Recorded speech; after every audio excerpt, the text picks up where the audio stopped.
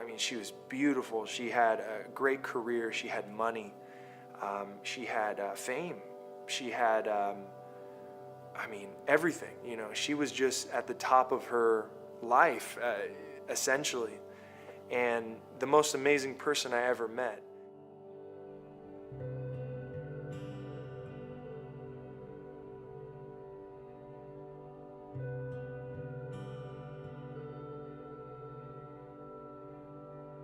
Immediately after everything happened, the first person that I called was my coach. And I called him because he's a man that I respect, a guy that I look up to, and he's a man that loves God. And for me, I needed somebody that could sort of be kind of a rock in that moment. And he literally picked me up and dragged me out of that the condo. And hearing the siren, our security guy came and picked me up in that car, and that car ride was just silent. He didn't say anything. He just sat there with me. And there's nothing more he could have done. He stayed up the entire night. I remember I just leaned on his shoulder and I just cried the whole night, and he just sat there, you know, and he was just there with me. I really thought that how this pain and this feeling, that's something that she felt. You know, she felt this pain that she couldn't escape. That's a life. You know, I still can't really fathom it.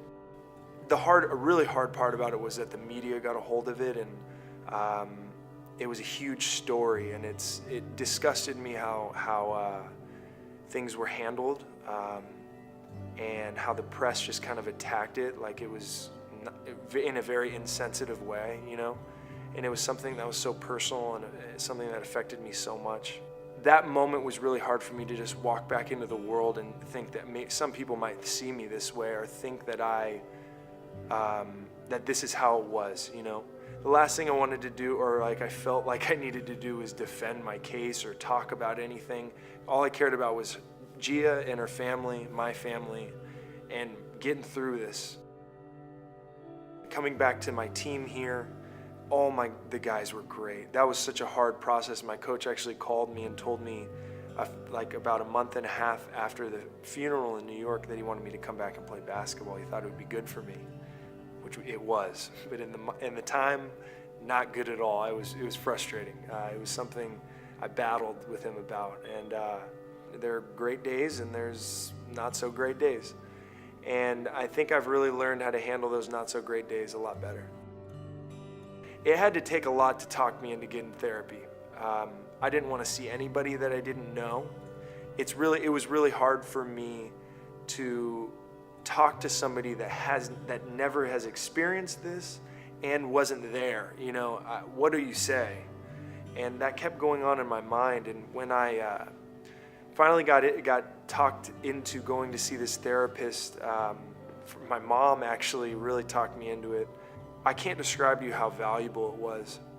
It took me a while to feel comfortable to talk to this guy. It took me, there were a few sessions when I'm like, this is pointless. This guy isn't even giving me the right advice, you know?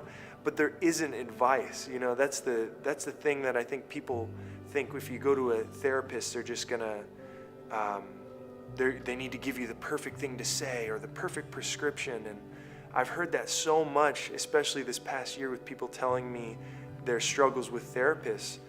And the thing is, it's the most important thing is you pouring yourself out to somebody. That's what it was about for me. It was about talking to this guy and letting everything that's going on in my mind and in my heart and everything out.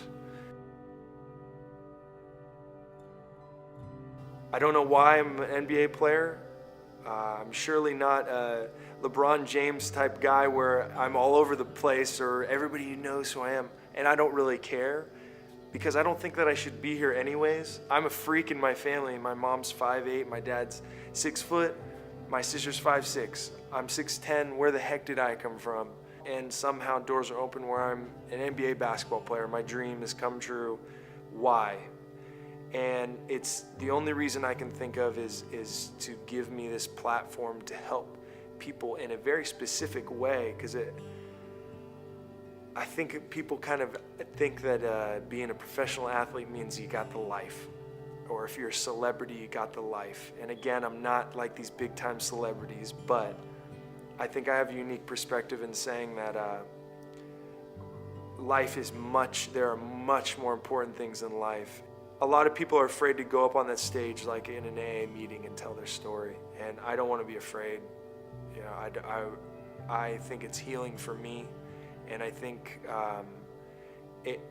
I hope, and my prayer is that it will help somebody that's going through the same pain to understand that they're not alone. So that's the goal of this foundation that I'm trying to work on getting started up with Gia's family. That's the basis of my life moving forward. That's the basis of all pain in my life, is just to be there for people so that they know that they're not alone.